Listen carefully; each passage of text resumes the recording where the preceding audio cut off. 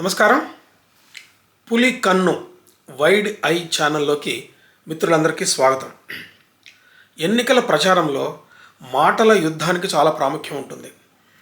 ఒకళ్ళు ఒక ఆరోపణ చేస్తే దానికి తిరుగులేని ఆరోపణ చేయకపోతే ఎన్నికల యుద్ధంలో గెలవడం చాలా కష్టం. రేవంత్ రెడ్డి గారు, అది ఆయన వ్యూహం కావచ్చు లేదా కాంగ్రెస్ వ్యూహం కావచ్చు, ఒక బలమైన ఆరోపణ బీజేపీ మీద చేశారు. దీన్ని తట్టుకోవటం బీజేపీకి చాలా కష్టంగానే అయిపోయింది. అది కష్టంగా అయిపోయింది కానీ తిప్పుకొట్టగలిగారు. ఇవాళ ప్రధాని నరేంద్ర మోదీ తెలంగాణలో చేసిన ఎన్నికల సభల్లో కూడా ఈ ప్రయత్నం చాలా గట్టిగా చేశాడు. దీన్ని బట్టి మనకి రేవంత్ రెడ్డి గారు చేసిన ఆరోపణ ఎంత బలంగా పనిచేసింది అన్నది మనకు తెలుస్తుంది. అతని ఎత్తుగడ ప్రకారం బీజేపీ అధికారంలోకి వస్తే రిజర్వేషన్లు రద్దు చేస్తారు. ఈ మాట ఆయన పదే పదే చెప్తున్నాడు. నిన్న కూడా చెప్పారు. ప్రతి సభల్లో కూడా ఈ మాట చెప్పుకొస్తున్నారు. ఇది ఒక రకంగా కౌంటర్. ఇది బీజేపీకి కౌంటర్ వేయడం. అంతకుముందు ప్రధాని నరేంద్ర మోదీ ఆయన ప్రచార సభల్లో ఆయన ఏమంటాడంటే, కాంగ్రెస్ అధికారంలోకి వస్తే ఈ దేశ సంపద, వ్యక్తిగతంగా ఉన్నటువంటి సంపదని పంచిపెడతారని, అది ముస్లింలకు పంచిపెడతారని మన్మోహన్ సింగ్ ఎప్పుడో చెప్పారని, ఏంటంటే ఈ దేశ సంపద మీద మొదటి అధికారం వారిదేనని, అంటే ముస్లింలదేనని ఆయన చెప్పారని చెప్పి క్లెయిమ్ చేశారు. దీన్ని తిప్పికొట్టడానికి ఆ తర్వాత కాంగ్రెస్ వ్యూహంగా రిజర్వేషన్ల విషయం ముందుకొచ్చింది. రిజర్వేషన్ల విషయంలో బీజేపీ అధికారంలోకి వస్తే బీసీ, ఎస్సీ, ఎస్టీలకు రిజర్వేషన్లు తీసేస్తుంది అనేటటువంటి మాట చాలా బలంగా వెళ్ళిపోతుంది. అది దానికి ఎన్నికల ఫలితాలను ప్రభావితం చేసేటటువంటి గట్టి శక్తి దానికి ఉన్నది. దీన్ని తెలుసుకున్నటువంటి బీజేపీ దాన్ని కౌంటర్ చేయడానికి చాలా ప్రయత్నం చేసింది. అంతేకాకుండా కాంగ్రెస్ మీద, రేవంత్ రెడ్డి గారి మీద ఇంకొక పెద్ద ఆరోపణ వచ్చింది. ఏంటంటే, కరీంనగర్ జిల్లాలో అమిత్ షా చేసిన ప్రసంగం, ఆయన ముస్లింల రిజర్వేషన్లు రద్దు చేస్తామని, ఆ మేరకు బీసీ, ఎస్సీ, ఎస్టీలకు రిజర్వేషన్లు పెంచుతామని ఆయన చెప్పాడు. దాన్ని వీడియోని మార్ఫింగ్ చేసి, మేము అధికారంలోకి వస్తే బీసీ, ఎస్సీ, ఎస్టీ రిజర్వేషన్లను రద్దు చేస్తామని చెప్పి అమిత్ షా అన్నట్టుగా వీడియోని మార్ఫింగ్ చేసి డాక్టర్డ్ వీడియోని తయారు చేసి ప్రచారంలోకి తెచ్చారు. ఇది కాంగ్రెస్ పార్టీయే తెచ్చిందని, దానికి సంబంధించినటువంటి సోషల్ మీడియా మేనేజర్లు చేశారని చెప్పి, ట్విట్టర్లో కాంగ్రెస్ పార్టీ నుంచే వచ్చిందని దాని మీద కేసు బుక్ అయింది. ఆ వ్యవహారం నడుస్తూనే ఉన్నది. అయితే దీన్ని కౌంటర్ చేయడానికి బీజేపీ చాలా గట్టి ప్రయత్నాలు చేయాల్సి వచ్చింది. అంత బలమైనటువంటి ఆరోపణ అన్నమాట ఇది. ఎమ్మటే అమిత్ షా ఇది డాక్టర్డ్ వీడియో అని చెప్పడం, కేసు ఫైల్ చేయడం, మేము అధికారంలోకి వస్తే ఎట్టి పరిస్థితుల్లోనూ రిజర్వేషన్లు రద్దు చేయమని చెప్పడం, 4-5 సభల్లో చెప్పాల్సి వచ్చింది. బీజేపీకి వెనకున్నటువంటి బలం ఆర్ఎస్ఎస్. ఈ ఆర్ఎస్ఎస్ చీఫ్ మోహన్ భగవత్ గారు ప్రత్యేకంగా హైదరాబాద్ వచ్చి ఒక సభలో, మేము రిజర్వేషన్లకు వ్యతిరేకం కాదు, బీసీ, ఎస్సీ, ఎస్టీ రిజర్వేషన్లు కొనసాగిస్తామని చెప్పి ఆయన ప్రత్యేకంగా చెప్పవలసి వచ్చినది. అంతేకాకుండా తర్వాత నరేంద్ర మోదీ గారు తన సభల్లో చాలాసార్లు చెప్పాల్సి వచ్చింది. ఇవాళకి తెలంగాణలో జరిగినటువంటి ఎన్నికల సభలలో తాను బ్రతికున్నంతకాలం రిజర్వేషన్లు కొనసాగుతాయని చెప్పి చెప్పాల్సి వచ్చింది. అంతేకాకుండా ఇవాల్టి సభలో ప్రత్యేకంగా ఆయన రాహుల్ గాంధీ మీద ఆయన మాటల యుద్ధాన్ని చేసేశారు. రాహుల్ గాంధీ మీద చాలా సీరియస్గా ఆయన క్లెయిమ్ చేశారు. రిజర్వేషన్లు, కాంగ్రెసే రిజర్వేషన్లకు వ్యతిరేకం అని చెప్పారు. అట్లాగే లక్ష్మణ్ మాట్లాడుతూ నెహ్రూ గారు కూడా రిజర్వేషన్లకు వ్యతిరేకంగా మాట్లాడారని చెప్పి కొన్ని ఆధారాలు చూపించారు. ఇదంతా కూడా ఎందుకు చేయాల్సి వచ్చిందంటే, ఒక రియాక్షన్ చేయాల్సి వచ్చింది బీజేపీ. లేకపోతే ఎన్నికలు చాలా నష్టం జరుగుతుంది. ఈ రోజున నరేంద్ర మోదీ గారు రాహుల్ గాంధీ మీద చేసినటువంటి దాడిలో ముఖ్యమైనటువంటి విషయాలు ఏంటంటే, రాహుల్ గాంధీ ఆయనకు సంబంధించిన ఫ్రెండ్, ఫిలాసఫర్, గైడ్, ఇతర దేశాల్లో ఉంటాడు, అమెరికాలో ఉంటాడు, లండన్లో ఉంటాడు.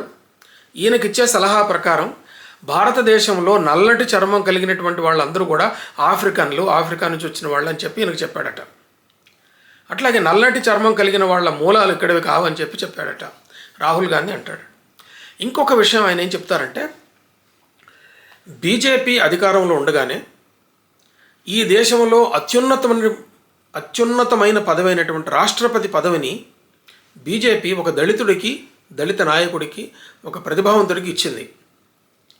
అట్లాగే బీజేపీ ప్రభుత్వం అధికారంలో ఉండి ఒక గిరిజన మహిళని, ఒక ఆదివాసీ మహిళని, ఆమెను రాష్ట్రపతిగా ఎన్నుకునేటట్టుగా చేసింది బీజేపీ. కానీ ఈ రెండు సందర్భాల్లోనూ రామ్నాథ్ కోవింద్ ఎన్నిక సందర్భంలోనూ, ద్రౌపది ముర్ము ఎన్నిక సందర్భంలోనూ కాంగ్రెస్ వ్యతిరేకించిందని స్పష్టంగా చెప్పాడు. కాంగ్రెస్ ఈ విధంగా అటు దళితులకు, ఇటు ఆదివాసీ బిడ్డలకు కూడా చాలా వ్యతిరేకంగా పనిచేసింది, వ్యతిరేకంగా ఓటు చేసిందని చెప్పి నరేంద్ర మోదీ గారు చెప్పాడు. ఆయన ఎప్పుడు మాట్లాడినా రాహుల్ గాంధీని అటాక్ చేస్తే కాంగ్రెస్గా షహజాదా అంటాడు. షహజాదా అనేది ఉర్దూ పదం, అంటే యువరాజు అని అర్థం. ఈ యువరాజు, కాంగ్రెస్ యువరాజు, వాళ్ళు నల్లటి చర్మం వాళ్ళందరినీ ఇలా చెబుతూ అవమానించారు అని చెప్తాడు. ద్రౌపది ముర్ముని ఈ విధంగా అవమానించారు అని చెప్పి ఆయన క్లెయిమ్ చేస్తాడు. ఆయన రాహుల్ గాంధీ, కాంగ్రెస్ పార్టీ ఈ విధంగా రిజర్వేషన్కు వ్యతిరేకం అని చెప్పి ఆయన చెప్తాడు. అంటే కాంగ్రెస్ చేసినటువంటి ఆరోపణను తిప్పికొట్టాల్సినటువంటి పని సాక్షాత్తు ప్రధానమంత్రి గారు కూడా చేయాల్సి వచ్చింది. అంత పవర్ఫుల్గా కాంగ్రెస్ ఒక వ్యూహం ప్రకారం బీజేపీ అధికారంలోకి వస్తే బీజేపీ అధికారంలోకి వస్తే రిజర్వేషన్లు రద్దు చేస్తుందని చెప్పారు వాళ్ళు. ఈ రకంగా ఎన్నికల ప్రచారంలో కాంగ్రెస్ వేసే ఎత్తుగడలకు, కాంగ్రెస్ వేసినటువంటి ఈ చాలా తీవ్రమైనటువంటి ఆరోపణలకు వాళ్ళు సమాధానం ప్రత్యేకంగా చెప్పాల్సి వచ్చింది, చెప్పారు కూడా. అయినా కూడా కాంగ్రెస్ చేసినటువంటి ఆరోపణలకు కొంత బలం ఉంటుంది. అదేవిధంగా బీజేపీ రిజర్వేషన్ల విషయంలో చాలా స్పష్టంగానే ఉంది. మత ప్రాతిపదికన రిజర్వేషన్ ఇవ్వటం అన్నది రాజ్యాంగ వ్యతిరేకము.